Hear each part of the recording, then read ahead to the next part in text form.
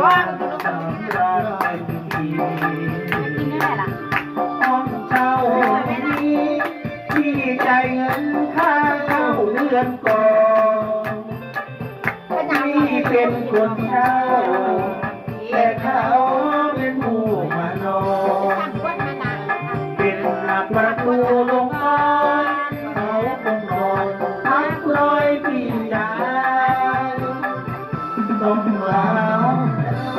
วันเลี้ยงก็มีการเลิกลาเนาะเดี๋ยวเอา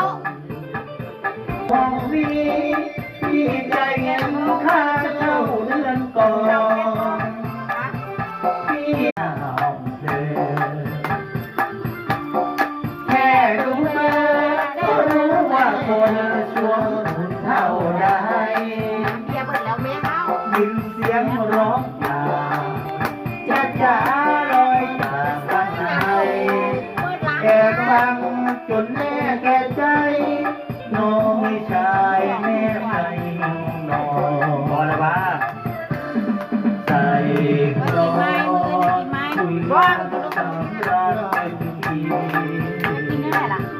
ห้องเช่านี้ที่จ่ายเงินค่าเช่าเดือนก่อนที่เป็นคนเช่า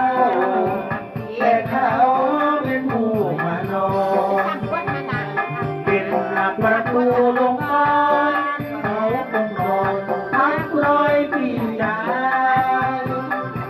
ต้องลาวันเลี้ยงก็มีการเลิกลาเนาะเดี๋ยวเอาห้องนี้ที่จ่ายเงินค่าเช่าเดือนก่อน